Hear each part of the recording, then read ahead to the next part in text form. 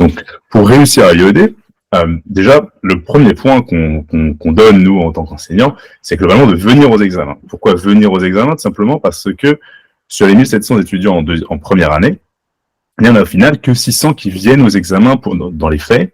Donc, vous avez en fait déjà éliminé les 2 tiers des gens en arrivant directement à l'examen. Pourquoi ils ne viennent pas aux examens? On y reviendra un peu plus tard, mais c'est en partie du fait de gens qui n'ont pas utilisé la session de délestage et qui se retrouvent donc surchargés à la fin. Donc ça, c'est le premier point qui est fondamental, bien entendu. Si vous ne venez pas aux examens, vous pouvez difficilement avoir votre année. Le deuxième point, c'est simplement d'apprendre le cours et d'appliquer la méthode. Je ferai une différenciation sur ces 2 points entre les matières fondamentales et les matières mineures, à savoir sur une matière fondamentale, sur une matière majeure, vous allez avoir un examen qui va être une dissertation ou un commentaire guidé parfois pour les premières années ou les deuxièmes années, moins souvent en deuxième année, mais qui va demander une méthode. Pour les mineurs, tout simplement, ça va souvent s'axer autour des questions de cours. Donc, et cette année, notamment en L2, c'est principalement les questions de cours. Il y a très peu de matières qui n'ont pas de questions de cours. Je ne crois même pas qu'il y en ait. Donc, l'objectif sur ces matières-là, ça va pas forcément être de pratiquer. Vous n'avez pas forcément une méthode à inculquer ou à intégrer. L'objectif, c'est tout simplement de connaître son cours.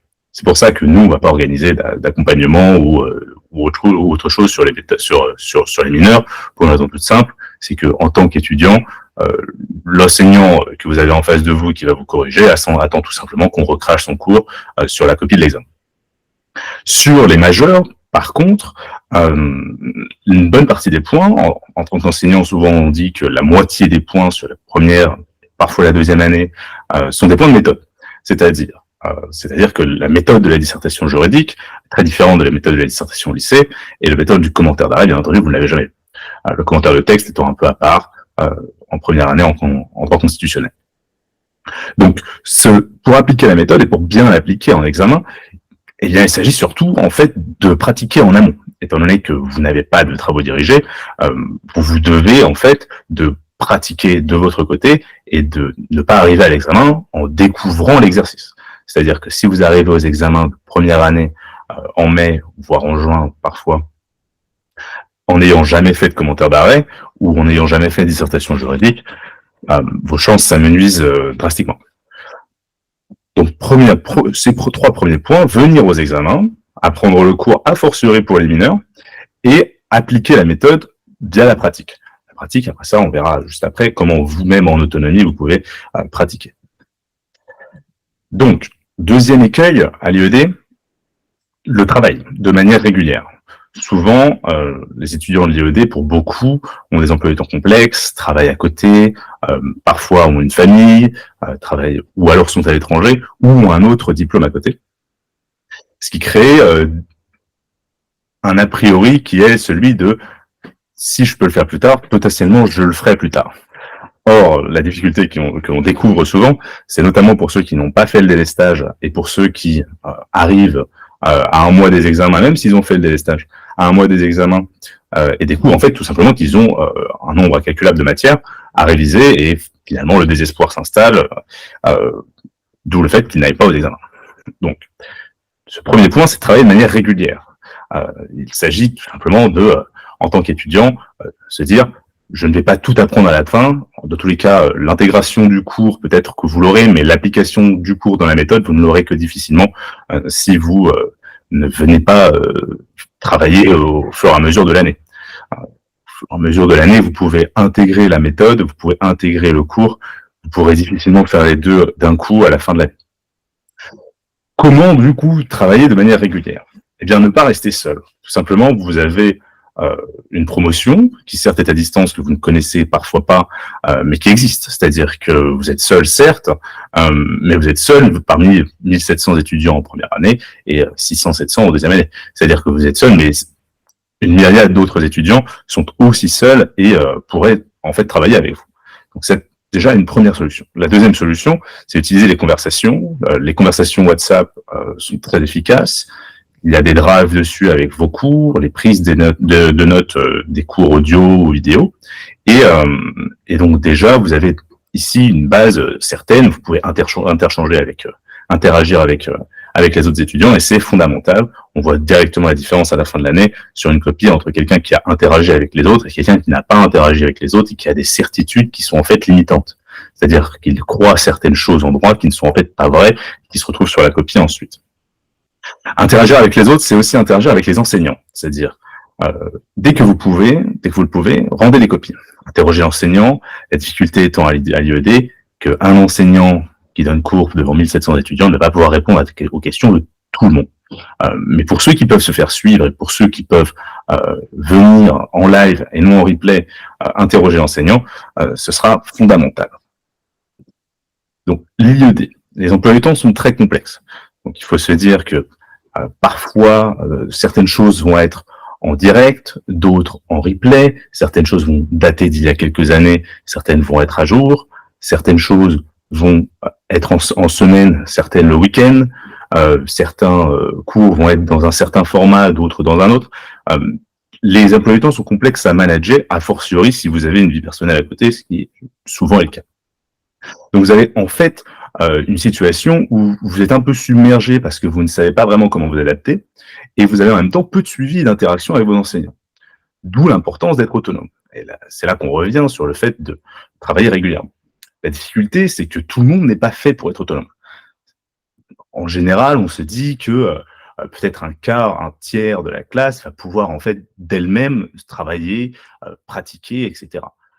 Après, il y a aussi le fait d'avoir des retours, c'est-à-dire que vous pouvez pratiquer autant que vous voulez, si jamais personne ne corrige vos copies, vous êtes tout simplement des erreurs à chaque fois. Cela dit, à l'IED, vous avez une opportunité qui est très importante, à savoir du fait de ne pas avoir de TD, du fait que les gens ne viennent pas aux examens, du fait que vous avez donc des exigences au niveau de l'examen qui sont très inférieures à celles qui sont, pas très inférieures, mais inférieures à celles qui sont à ceux qui sont en présentiel, pour une raison toute simple, c'est que eux ont un suivi toutes les semaines doivent rendre des copies, ont des retours et ont des examens blancs, ont en fait tout ce qui se passe autour du cours. Donc en fait, le fait de ne serait-ce que venir à l'examen et en plus de ça bien le travailler, en fait, vous permet à vous d'avoir cette opportunité d'avoir de vraies bonnes notes, ce qui est assez nouveau en droit. La plupart des licences ne permettent pas d'avoir des notes très importantes. Ici, vous pouvez cultiver une différence, à savoir si vous avez vous-même suivi le cours assidûment, que vous avez travaillé, que vous avez obtenu les corrections qu'il fallait par des enseignants qui vous ont dit peut-être que là vous vous trompez de direction, peut-être que ces parties-là, il va falloir les revoir. Là, d'un coup, vous devenez un étudiant un peu seul parmi la multitude. Ici, donc, il s'agit de ne pas s'isoler. Donc cette opportunité, le fait que les autres ne pratiquent pas, en fait que vous, si vous pratiquez, vous pouvez très rapidement progresser, du moins beaucoup plus que les autres. À cette réponse, nous donnons une opportunité, à savoir le fait de vous permettre d'interagir. Nos équipes, pour ceux qui, du moins, ne seraient pas en capacité de façon autonome de réussir de façon brillante, et pour ceux qui cherchent à avoir plus de points aussi, nos équipes sont composées entièrement d'enseignants docteurs en droit. Moi-même, n'étant pas docteur en droit, je ne donnerai pas cours. Cela dit, des gens qui sont beaucoup plus compétents, à savoir des maîtres de conférences, des professeurs qui sont tous issus de la Sorbonne, qui ont tous déjà enseigné la matière pendant plusieurs années.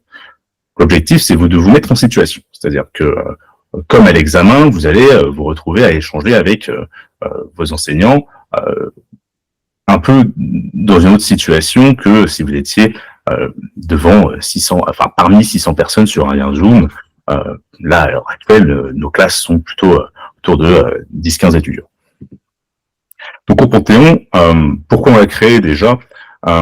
C'est un peu la préparation que nous, on aurait aimé avoir, à savoir un suivi un peu tout le long de l'université, sachant que moi aussi j'étais en examen terminal et j'étais à l'IED.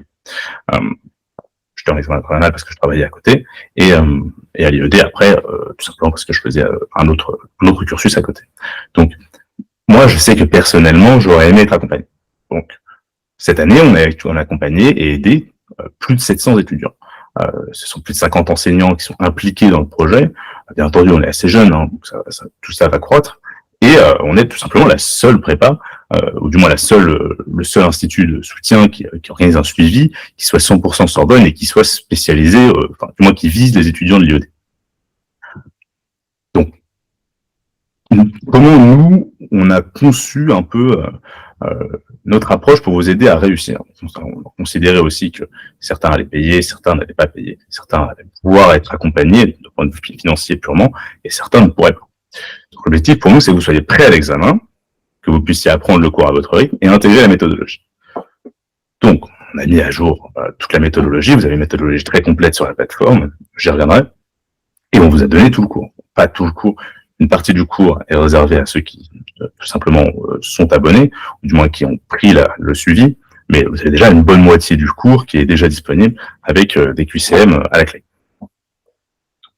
Comme pour revenir un peu sur ce qu'on disait précédemment, nous ne faisons que les matières fondamentales pour une raison simple, c'est que les mineurs n'ont pas forcément un énorme intérêt d'un point de vue purement suivi. C'est-à-dire que, en tant qu'étudiant, je vois difficilement quelle serait la justification pour laquelle j'aurais faire des heures supplémentaires au fil de l'année sur une matière où tout simplement je n'ai pas besoin de pratiquer, j'ai juste besoin d'apprendre. Donc sur ces matières-là, bon, pour le coup, on peut vous mettre en lien avec des professeurs particuliers sans aucun souci, mais nous n'organisons pas dans le suivi, ou du moins dans nos classes, cette organisation-là. Donc nous avons fiché tous les cours. L'objectif, c'est que vous ayez quelque chose qui soit digeste, quelque chose qui soit adapté, quelque chose qui soit pas un pavé de 200 pages et qui soit organisé par séance avec chaque fois des UCM pour savoir si vous avez bel et bien intégré ou s'il faut peut-être relire le cours. QCM de 12 questions en général. À la fin de l'année, vous aurez un QCM avec tous les cours de la matière, avec pour objectif du coup de voir si vous avez bien intégré. Notre suivi, comment on l'organise? On l'organise avec 9 séances d'1h30 en replay, c'est-à-dire qu'on est en replay après le live. L'objectif, c'est que tout soit flexible. Et tout simplement, ces 9 séances vous permettent à vous, au fur et à mesure des semaines, de façon un peu moins lourde que si vous aviez tout d'un coup sur 3 mois, 3 heures par semaine par matière, ce qui est un peu le principe du CM, d'intégrer par la pratique. C'est-à-dire,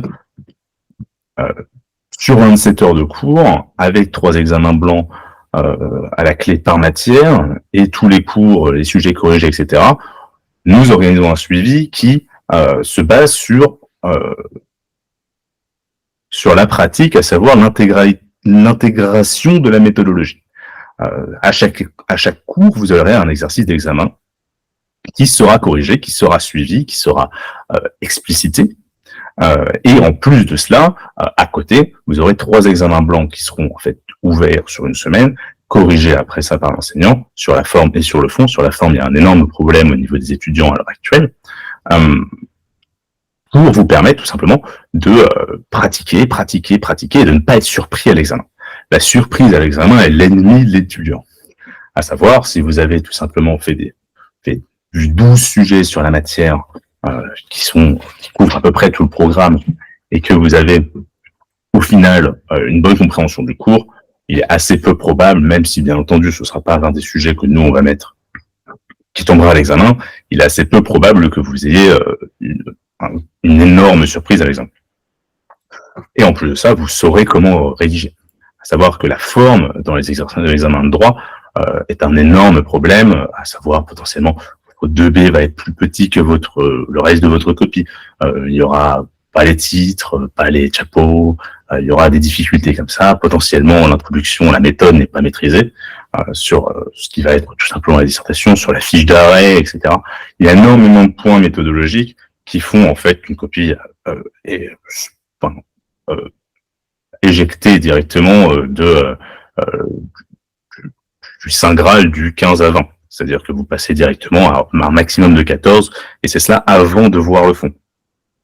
Donc c'est vraiment fondamental.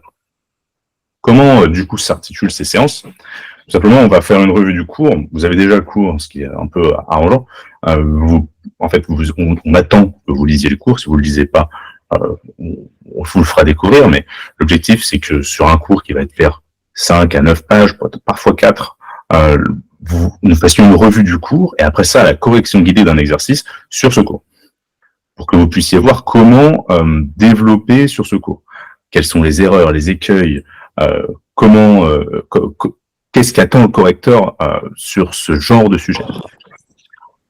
Ensuite, l'idée, c'est que vous puissiez tout simplement interagir avec les enseignants.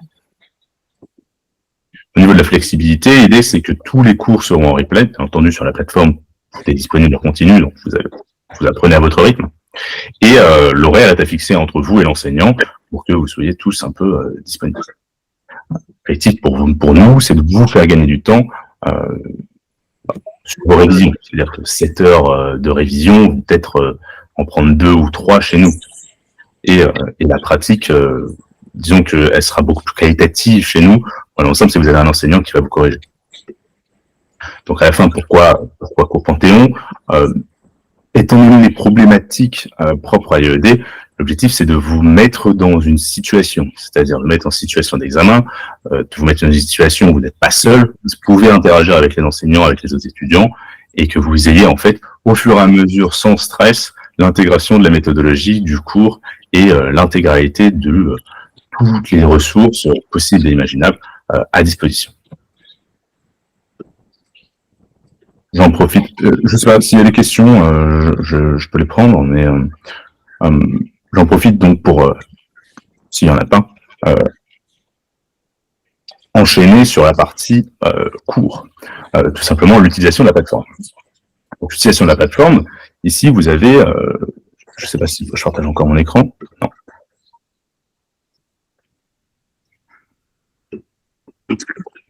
Les cours commenceront le 23 mars. Oui, et bon, Camille est partie, mais on verra en enregistrement. Les cours commenceront le 23 mars, et l'objectif, c'est qu'après ça, chaque semaine, vous aurez cours. Et, mais je vais y revenir tout de suite. Donc, comment accéder à la plateforme? Tout simplement, ici, vous avez tous les cours qui sont disponibles, à savoir les majeurs, en fait, de L1 et L2, et la méthodologie. Donc, vous cliquez sur n'importe quel cours. Dans tous les cas, il faut se connecter. Pour ceux qui ne sont jamais connectés, vous créez un compte en entrant toutes les informations ici. Donc vous vous connectez et vous arrivez typiquement sur le cours de droit constitutionnel 2. Comment cela s'articule? Ici, vous allez avoir des annonces, c'est-à-dire nous, en tant qu'enseignants, si on a des informations un peu capitales à vous transmettre, le forum où vous pourrez poser vos questions, le cours, un QCM sur le cours, et juste en dessous, vous aurez le lien. Dans tous les cas, on va l'envoyer par mail, et ce sera un lien permanent, c'est-à-dire que l'objectif, c'est que vous n'aurez pas énormément de questions à vous poser sur où sera le lien.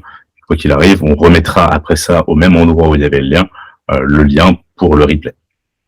Donc vous allez avoir tout au long de votre cours, ici c'est le cours de droit constitutionnel pour ceux qui sont à L1, des PDF tout simplement téléchargeables. Donc ici, bien entendu, le premier cours est toujours un cours introductif qui a une partie d'histoire. Et donc là, à chaque fois un PDF, puis un QCM pour voir si vous avez bel et bien intégré le cours. Avec à la fin un résultat. Bon, ici, je ne vais pas aller jusqu'au bout, mais si vous voulez, dans l'idée, ici, vous allez avoir pas encore répondu, mais si j'avais répondu, il y aurait une note indicative et potentiellement des conseils sur comment progresser. Donc, ici, le cours typiquement de droit constitutionnel. Mais vous avez aussi le cours de méthodologie juridique. Nous avons mis en place cet outil pour que vous puissiez avoir un endroit référent où vous ayez toute la méthodologie. Ici, peu importe la question que vous posez d'un point de vue méthodologique, peu importe l'exercice, elle est répondue ici. Typiquement, sur la délimitation du sujet en dissertation juridique, vous allez avoir une explication complète, juste ici. Pour nous, l'objectif, c'est simplement que vous ayez pas... Et toutes ces ressources sont gratuites. L'objectif, c'est que, et encore une fois, si vous avez des questions méthodologiques, vous pouvez nous les poser, mais l'objectif, c'est que vous ayez tout au même endroit. Il n'y a pas d'autres endroits où il faut aller chercher, vous n'avez pas des ressources extérieures à aller prendre. Bien entendu, on a mis des ressources supplémentaires pour ceux qui auraient en fait fini les ressources au niveau de la plateforme, notamment des ressources d'entraînement. Ici, typiquement, des commentaires, des cas pratiques et autres quiz, notamment sur les matières. Mais nous, nos quiz, ils sont en fait adaptés au cours, ou du moins à chaque séance de cours. L'objectif, c'est que vous ayez tout au même endroit. Ensuite, le jour de l'examen, typiquement, prenons responsabilité civile, le jour de l'examen blanc, vous aurez en fait juste en dessous du forum un endroit où déposer votre devoir, qui restera une semaine ouvert, après avoir dévoilé le sujet, et où vous trouverez après votre copie corrigée au même endroit. L'objectif, c'est que ce soit le plus facile pour vous. Voilà, par exemple, le cours de responsabilité civile pour ceux qui sont en L2. Quel est le planning des séances? Tout simplement, chaque séance est reliée à un cours. Le premier cours d'introduction va bien entendu aussi prendre une part de méthodologie, c'est-à-dire que vous allez avoir l'enseignant qui va revenir sur des points méthodologiques, notamment adaptés à la matière. Je pense notamment à droit constitutionnel en responsabilité civile, dans le commentaire d'arrêt. Et l'objectif, c'est tout simplement que vous ayez tout au même endroit, que tout soit condensé au même endroit. Et après ça, à chaque séance, donc la séance de la semaine d'après, qui ne sera pas forcément le samedi, parce que nous, la première séance, on l'a fait le samedi matin, même si je sais que certains d'entre vous ont cours, notamment les L2, et on va s'organiser sur ce point-là. La première séance va avoir lieu le samedi 23. Pour autant, l'objectif, c'est que lors de cette séance, vous vous organisiez avec l'enseignant pour savoir sur quel horaire la classe, en fait, elle et l'enseignant sont les plus disponibles pour développer le reste de l'année. Voilà. Donc, pour revenir sur cours Panthéon, toutes les informations que j'ai données sont sur le site web, dont notamment une vidéo de présentation. Si vous avez des questions, n'hésitez pas. Je suis là pour y répondre là, maintenant. Et vous pouvez toujours nous envoyer un mail ou nous appeler sur le site. Qu'est-ce qui dispense les cours? Alors, je réponds à la question de Maxime. Alors non, c'est pas moi qui dispense les cours, en l'occurrence, ce sera tous des maîtres de conférences d'autres universités, en l'occurrence, qui ont enseigné à l'université, pas rien, du moins. En tous les cas, la différence n'est pas excessivement notable, étant donné que ce sont des enseignants qui ont enseigné principalement en physique. Mais dans l'idée, vous aurez tout simplement des enseignants qui ont fait leur doctorat à Paris 1 pour la plupart, et qui ont enseigné pendant plusieurs années à Paris 1 avec des statuts un peu différents, hein, mais en tant que chargé d'enseignement, ou maître de conférence d'ailleurs, et qui maintenant en fait assurent le cours magistral que vous avez typiquement en lien sur votre ENT, mais pour une autre université. L'objectif, c'est de vous donner aussi accès à des enseignants qui sont aguerris. C'est pas des enseignants qui sont des étudiants de master ou des doctorants, même si j'ai un énorme respect pour les doctorants. Les doctorants de première année, c'est des enseignants qui enseignent depuis 7-8 ans la matière et qui sont maintenant reconnus.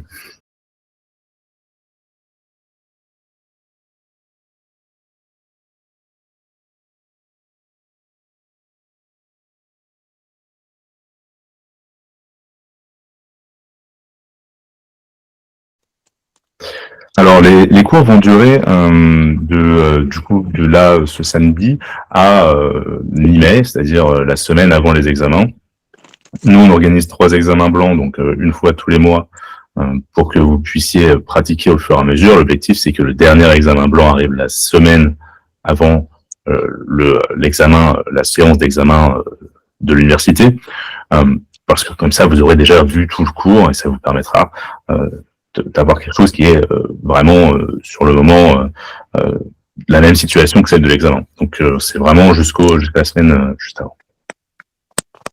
Et sur les matières couvertes, du coup, vous l'avez déjà deviné, mais droit de la famille et des personnes et droit constitutionnel en première année, et responsabilité civile ou droit des obligations 2 et droit administratif, du coup 2 en seconde année. On n'a pas fait cette année, pour ceux qui n'avaient pas fait le délestage en janvier, de session sur les examens du S1, là pour la session de mai, tout simplement parce qu'on s'est dit que c'était un peu difficile d'organiser une classe avec des gens qui venaient pour un cours, certains à un autre, etc. L'année prochaine, bien entendu, l'objectif, c'est qu'on va faire les 2 semestres sur 2 semestres, et vous aurez en 2 mois, du coup, la préparation pour les examens de délestage. Comment se déroulent les examens blancs? Alors, vous allez avoir votre enseignant qui va mettre en fait le sujet d'examen, vous l'annoncez déjà au cours d'avant, et le mettre en ligne, et vous aurez une semaine pour... l'objectif, c'est que vous le fassiez en 3 heures, mais si vous n'êtes pas en capacité sur le premier examen de le faire en 3 heures, c'est pas gravissime.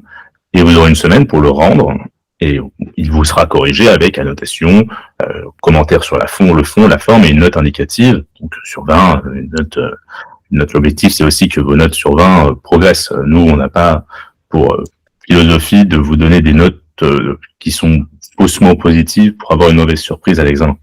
Donc l'objectif, c'est vous allez avoir une note sur 20. Faut pas être surpris si au début elles sont mauvaises. C'est un peu le principe, c'est que si elles étaient très bonnes dès le début, ça servirait à rien. Mais donc vous avez cette possibilité durant la semaine de la rendre, parce que l'objectif, c'est encore une fois d'être flexible en fonction de ceux qui sont disponibles tel jour ou pas, etc. Et le week-end, vous recevez votre commentaire du coup corrigé par mail. Dans tous les cas, à chaque fois, on va doubler par mail, mais par mail et et sur la plateforme directement. Vous les rendez en format PDF, tout simplement. Si vous voulez les écrire, vous pouvez, mais à la main. Mais disons que, pour nous comme pour eux, je peux être que ce soit le plus confortable, quoi. Autre information que j'ai oublié de donner, on a du coup parmi le contenu gratuit une newsletter qui part toutes les semaines avec à chaque fois donc un article sur l'orientation, après les études de droit, un sur les conseils, typiquement l'utilisation du code civil, etc.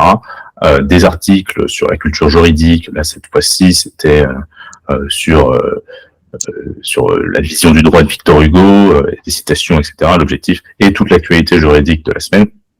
Donc vous la recevrez normalement demain, elle part le mardi. Et donc c'est aussi quelque chose que, c'est dans tous les cas, ça c'est gratuit. Hein.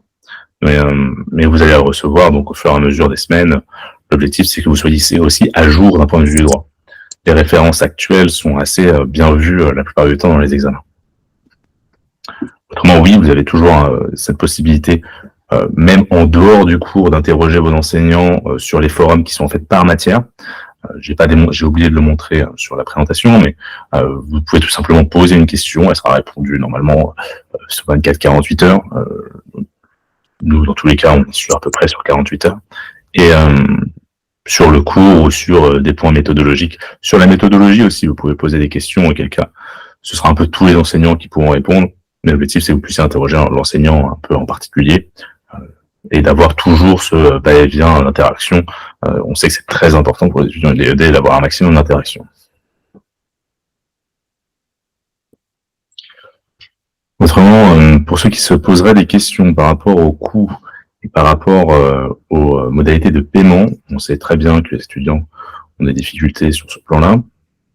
Nous avons modifié donc le moyen de paiement et on vous offre la possibilité de payer en fait en 7 fois jusqu'à la fin de l'année, du moins à la fin de l'année universitaire, pour que ce soit pas trop agressif.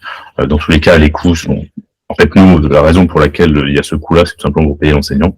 Et l'objectif, bien entendu, c'est de lui donner une rémunération qualitative. Très bien. Eh bien, écoutez, très bonne soirée. Merci à tous. Et en espérant vous revoir très bientôt, donc samedi, dans nos classes, ou pour ceux que nous ne verrons pas cette année, peut-être l'année prochaine, ou peut-être en espérant que vous ayez apprécié du moins les contenus que nous mettons à disposition pour les étudiants en droit.